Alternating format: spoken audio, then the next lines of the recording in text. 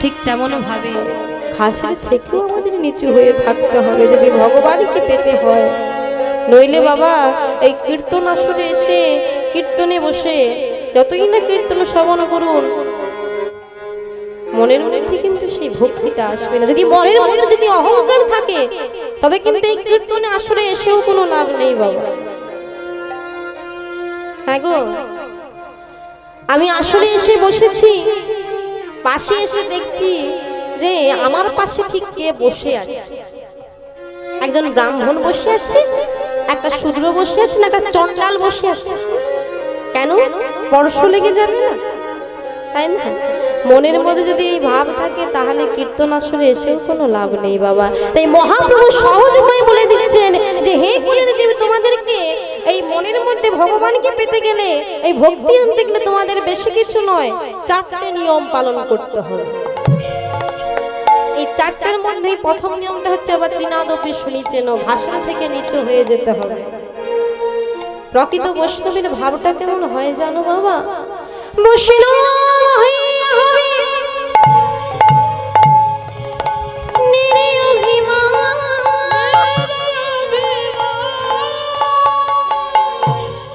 জীবে জানিবে সন্ধ্যা, জানি কৃষ্ণ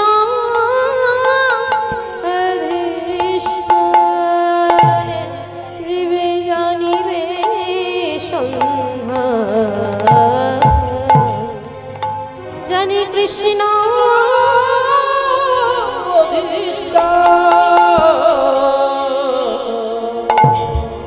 বৈষ্ণব হইয়া হবে নিরভিমান। অর্থাৎ বৈষ্ণবের গুণটা কি মামা? না অভিমান শূন্য। অভিমান শূন্য হওয়া দরকার। অভিমান যদি মনের মধ্যে থাকে তাহলে বৈষ্ণব হওয়া যায় না, তাই না? হরি বল। সমাজ হয়তো তাকে বৈষ্ণব বলবে বাবা, শাস্ত্র কিন্তু বৈষ্ণব তাকে বলবে না। তাই আমার বিশ্বকবি রবীন্দ্রনাথ ঠাকুর, যার এক একটা কথা, যার এক একটা বাণী আমাদের জীবনের মূল মন্ত্র, তিনি আজ ভগবানের কাছে কেঁদে কেঁদে বলছে, দয়াময় তোমাকে যদি আমি পেতে চাই, তুমি আমার এই উঁচু মাথাটা সর্বদা তুমি তোমার পায়ের তলায় সর্বদা তুমি আমার নিচু করে রেখে দাও। তাই বলছে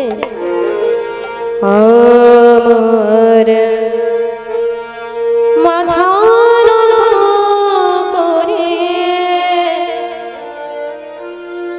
দাহি তোমার চরণ ধুলার তলে,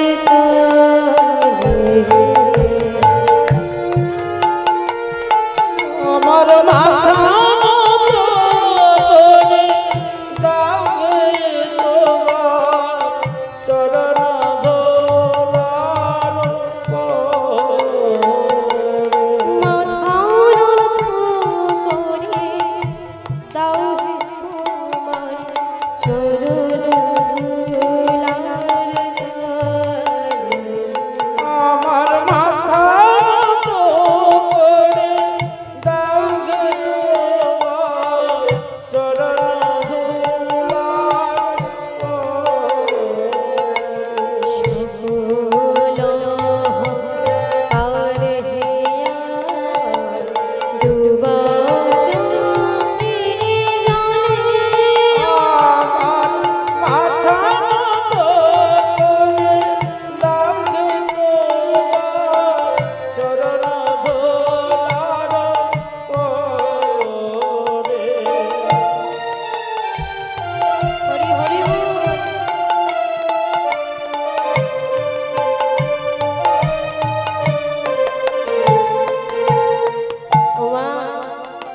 আজকে বিশ্বকবি রবীন্দ্রনাথ ঠাকুর তিনি আজ ভগবানের কাছে কেঁদে কেঁদে বলছেন, হে দয়াময় আমার এই উঁচু মাথাটা তুমি সর্বদা তোমার চরণে রেখো। কেন জানো?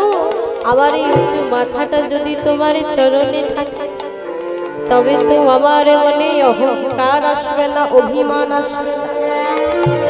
আর যদি অহংকার না আসে, অভিমান না আসে, তবে যে আমি তোমাকে লাভ করব।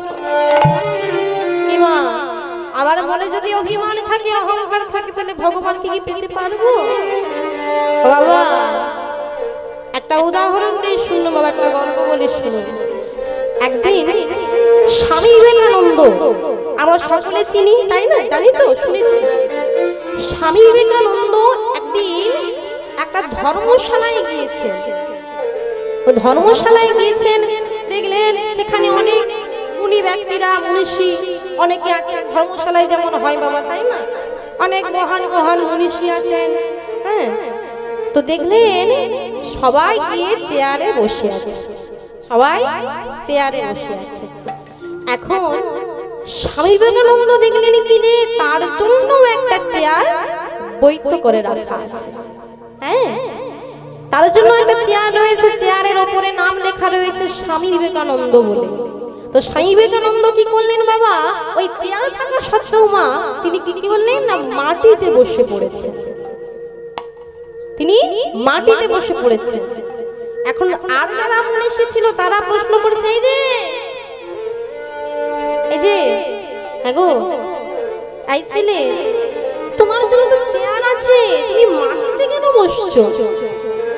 তখন বিবেকানন্দ বলছে, দেখুন দেখুন বাবা, আপনারা যে চেয়ারে বসে আছেন, আপনাদের পড়ে যাওয়ার ভয় আছে। কি বাবা, চেয়ারে বসে থাকলে পড়ে যাওয়ার ভয় থাকে, কোন মুহূর্তে চেয়ারটা ভেঙে পড়ে যাবে, নিচে পড়ে যাব। আর আমি যে মাটিতে বসে আছি, আমার কি পড়ে যাওয়ার কোনো ভয় আছে? কি বাবা, ওমা, এই যে আপনারা যে মাটিতে বসে আছেন, আপনাদের পড়ে যাওয়ার ভয় আছে? আছে কি? যারা মাটিতে বসে পড়ে যাওয়ার ভয় নেই, কিন্তু আমরা যে স্টেজের উপরে আছি, আমাদের কিন্তু পড়ে যাওয়ার ভয় আছে। কেন? কোন মুহূর্তে স্টেজে যদি ভেঙে পড়ে যায়, আমরাও কিন্তু পড়ে যাব। আর এর মধ্যে কি বলছেন দেখুন, যে যদি কেউ অহংকারে থাকে, যদি কেউ অহংকারের মঞ্চে বসে থাকে, আর তার একদিন না একদিন তাকে নিচে ঠিক নামতে হবে, তার পতন ঠিক হবে। তাই ওই রবীন্দ্রনাথ ঠাকুর বলছে, নিজের করিতে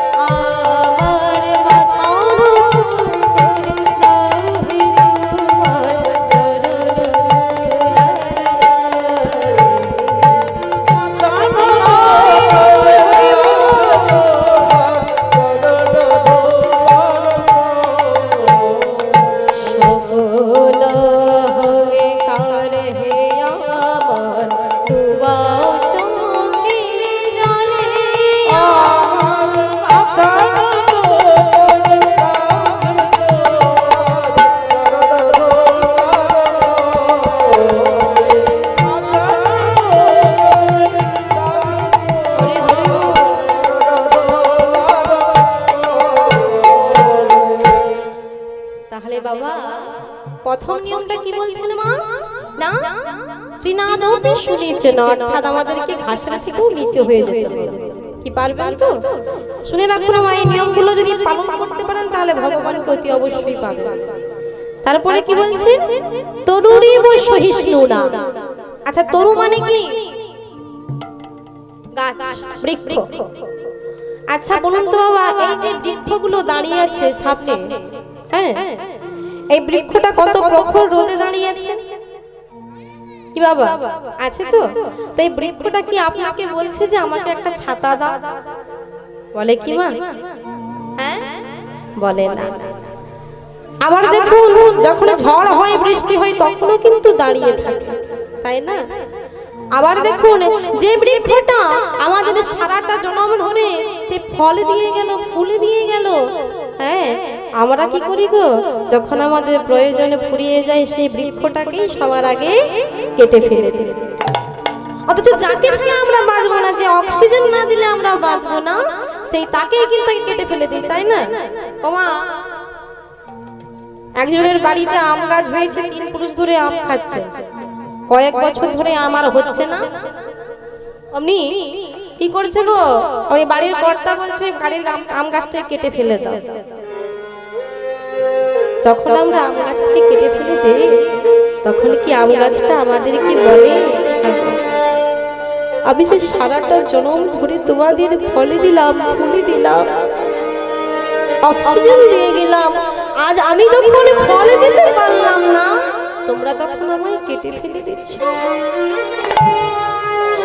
গোমা, বৃক্ষটা কি বলে, তাহলে বৃক্ষের মতো সহ্য গুণ থাকতে হবে আমাদের, তবেই তো ভগবান প্রাপ্ত করব। কিন্তু মাগো, একবার ভেবে দেখেছো কি, ওই বৃক্ষেরই সমান আমাদের এই জীবনটা, এই সংসারের সমুদ্রটা কিন্তু সেরকমই। মা, আপনি যতদিন এই সংসারে দিতে পারবেন, আপনি যখন আপনার গায়ে যখন বল ছিল, শক্তি ছিল, আপনি সংসারের জন্য খেটেছেন, টাকা পয়সা দিয়েছেন, কত ঘর বাড়ি বানিয়েছেন, জমি জায়গা বানিয়েছেন, হ্যাঁ, কত আত্মীয় পরিজন স্বজন, ছেলে মেয়ে, বন্ধু বান্ধব, নাতি নাতনি, সবাইকে ভালোবেসেছে, সবার জন্য আপনার মনে জায়গা ছিল বাবা। আর আপনি যখন বৃদ্ধ হয়েছেন, যখন চলবার মতো শক্তি নেই, যখন আপনি রোজগার করতে পারছেন না, তখন কি আপনাকে সংসার ভালোবাসবে? সেই সংসারের মানুষগুলো বলবে যে এই জঞ্জাল মারা গেলেই বাঁচি, এই জঞ্জাল মরলেই বাঁচি। তাহলে আপনি যে সারা জনমটা সবাইকে এত ভালোবাসলেন, যাদেরকে ভালোবাসার জন্য ভগবানকে ভালোবাসতে পারলেন না, ভগবানকে ডাকার সময় পেলেন না, সারাটা জনম ধরে তাদের ভালোবাসলেন, তাহলে যখন বৃদ্ধ হয়ে যাবেন, ওই গাছটার মতো আপনাকেও ফেলে দেবে ওরা বাবা।